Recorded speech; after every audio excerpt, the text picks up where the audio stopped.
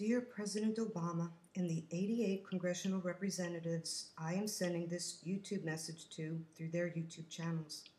If that day we call 9/11 taught us anything, it is that our nuclear arsenal cannot protect us from a few mad men. 65 years ago to this day, July 16, at 5:30 a.m., 1945, the nuclear age began, when the American government exploded the bomb over the New Mexico desert, vaporizing a tower, turning the asphalt to green sand. Seconds later, the huge blast of heat scorched the desert. No one could see the radiation generated by the explosion, but they all knew it was there. And as the orange and yellow fireball stretched up and spread into a second column, it rose and flattened into a mushroom cloud, imprinting upon the human consciousness a symbol of violent power and destruction. The father of the atomic bomb, Dr. Robert Oppenheimer, chose to name this harrowing happening the Trinity test, and the Manhattan Project's processes and experiments came to bad fruit. For 3 weeks later, the atomic bombing of Hiroshima and Nagasaki followed. The bomb produced highly charged light, brighter than the sun, and the scientists and the military discussed the radioactive fallout over the New Mexico desert.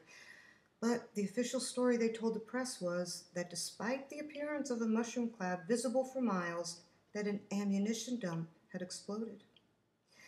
In the moment of the explosion, Robert Oppenheimer recalled this sentence from the Bhagavad Gita: "I am become death, the shatterer of worlds."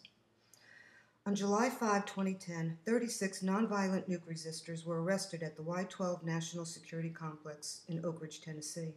Priests and nuns, atheists, anarchists, and a clown were among the 23 arrested by the state and 13 by the federal government.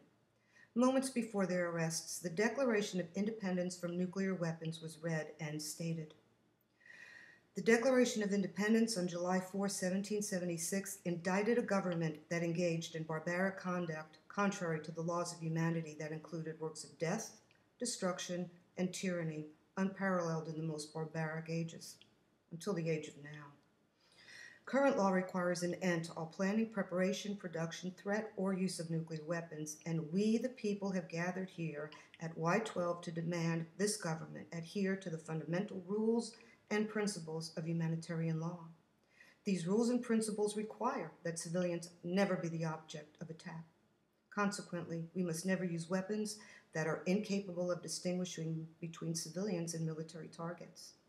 Whereas all W-76 and W-76-1 thermonuclear secondaries produced at Y-12 are designed and produced to unleash 100 kilotons of uncontrollable and indiscriminate heat, blast, and radiation, 6 times more than the Hiroshima bomb, whereas the International Court of Justice found that the destructive power of nuclear weapons cannot be contained in either space or time, and that the potential to destroy all civilization and the entire ecosystem of this planet, whereas citizens have both rights and duties. We, the people of conscience, must ensure future generations their right to life.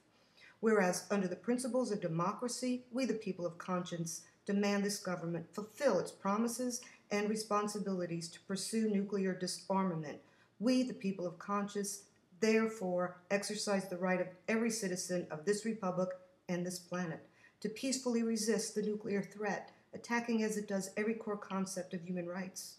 Whereas it is a basic human right to be free of threat or violence, and it is our duty to protect children and future generations, we call on this government to use our tax dollars that are now being used to wage permanent war, unequivocally demand they be used to pursue a nuclear-free world and clean up all chemical and radioactive contamination.